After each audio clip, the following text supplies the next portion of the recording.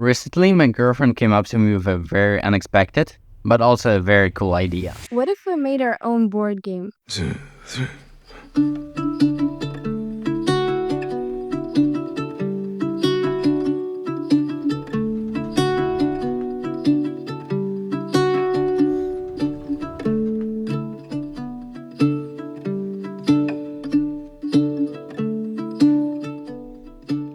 So basically, in the very beginning, when the idea popped up to our heads, I was very hesitant about it. Because at first, I wasn't even sure how to manage it at the same time with my full-time job and university that will start soon. And what about this YouTube project that we have here? At the very beginning, idea was very simple. Have the same old chess, but with the ability to choose your own armies before every tournament. And honestly, when I started to actually think about it, there were so many fantastic, out-of-the-box creatures I could add. I wanted to make a cat king. It could only be checkmated after 9 checks, like cat has 9 lives. Or a rook rider pawn. It can jump on the rook and ride to promotion. And after 2 days of brainstorming, I already had almost 40 new pieces. Yes, I just really like coming up with pieces. Because I was having doubts about combining it all together and is it even worth to start a project like this, we decided to go to the only place on the internet where people actually give you their honest opinion. And yes, I am talking about Reddit. We posted in a bunch of chess and board game communities and got quite a wide range of feedback. There were 2 questions that we posted. For ChessFox, it was, if you could invent a new piece, what would it be? And for board game people, it was just chess meets MTG, ? Some people really liked the concept. Those were the ones who bombed the comments with new creative pieces and ideas. But those were not the comments that caught my attention the most. Many people warned me about the risk of creating a chess variant. And as one of the responders pointed out, chess players usually aren't into them because it messes with their strategy. And non-chess players aren't into them because they're not chess players. At that point, I already knew that we needed to pivot. We looked for games that kept strategy and a board, but were not seen as chess variants.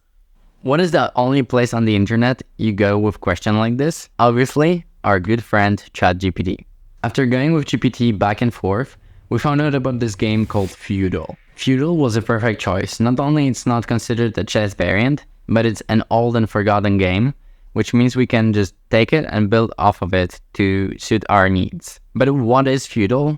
It is a game that is played on 24 by 24 boards, and it has 3 different colors of squares to indicate roads, mountains, and rough terrains. You have 2 castles, 1 per each team, and you have your own army, kind of like in chess, but with a big twist that you can move all of the pieces at the same time in one turn.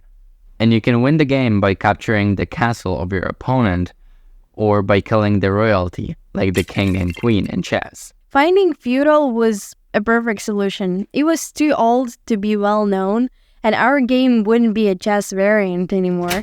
And obviously not everything can be simple and perfect at the same time. That's also not the case here. We encountered a problem called this game is out of print, which basically means that this game can be bought only for $100 on eBay. For us, that meant that to try it out and play it once, we would have to spend $100, which is a lot of money, and it totally did not make sense.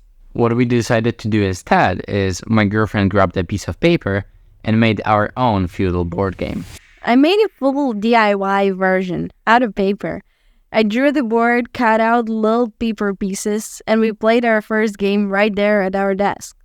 And yes, of course she beat me. Because the idea of the game started to feel more real than before, we got to the point where we had so many ideas, we couldn't keep track of them. So that's the point where we decided to create workspace in Notion. So starting off with brainstorm, this is basically the space where we just dump all of our ideas. Whenever they come to us, we just create an idea, and then we can put some supporting data to it, like photos of our hand-drawn ideas, to better visualize the whole point. Next, after brainstorm, we can move on to the task tracker, but this is the part that is more reserved for the future when we decide to actually design and print the game, because obviously we'll need to keep track of what we already have and what we still need to print.